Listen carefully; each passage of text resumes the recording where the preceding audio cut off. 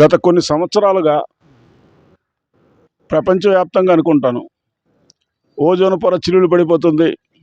Ozone పొర పూర్తిగా చిల్లులు పడితే భూమి మీద వాతావరణం కాలుష్యం పెరిగి ఈ భూమి తాలూకా ఉపరితల ఉష్ణోగ్రత పెరిగి మొత్తం భూమండలం అంతా నాశనం అయిపోతుందని గగ్గోలు పెట్టారు ప్రపంచవ్యాప్తంగా.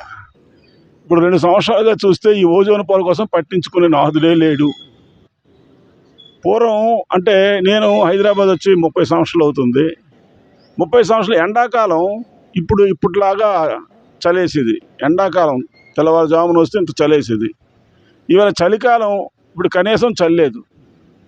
అంటే మరి ఈ ఓజోన్ పొర కోసం మాట్లాడినటువంటి శాస్త్రవేత్తలు, మేధావులు, సంఘ సేవకులు వీళ్ళంతా ఏమయ్యారు అంటే ఇప్పుడు ఓజోన్ పొర చిల్లులు పడిపోయిన బాధ లేదా? దీన్ని పట్టించుకునే నాదుడే లేడు. అసలు ఓజోన్ పొర ఎంత ప్రమాదం, ప్లాస్టిక్ వలన వస్తుందని తెలుసు. మరి ప్లాస్టిక్ని ఏమైనా నిషేధించారా? లేదు. ప్లాస్టిక్ కవర్లు విచ్చలవిడిగా వాడుతున్నారు. అలాగే ప్రతి దానికి కూడాను యూజ్ అండ్ త్రో, ప్రతిది కూడా విచ్చలవిడిగా వాడుతున్నారు. మరి ఇప్పుడు ఓజోన్ పొర రంధ్రాలు కాదా? మరి దీన్ని పట్టించుకునేవాడు ఏడి? అసలు ఓజోన్ పొర ఎక్కడెక్కడో ఉత్తర ధ్రువంలో, దక్షిణ ధ్రువంలో ఏదో అయిపోతుందని చెప్పేసి పెట్టారు. అసలు ఇప్పుడు మన సంగతి ఏమిటి? ఇప్పుడు చలికాలం ఏమాత్రం చలిలేదు. మేము మామూలు షర్ట్ వేసుకుని బయటకు వచ్చేస్తున్నాం పార్క్ వాకింగ్కి. మరి దీని మీద ఎవరైనా ఈ మేధావులు, సైంటిస్టులు వీళ్ళందరూ కూడాను ఏమయ్యారు? వీళ్ళు రావాలి. మన ఓజోన్ మనం రక్షించుకోవాలి.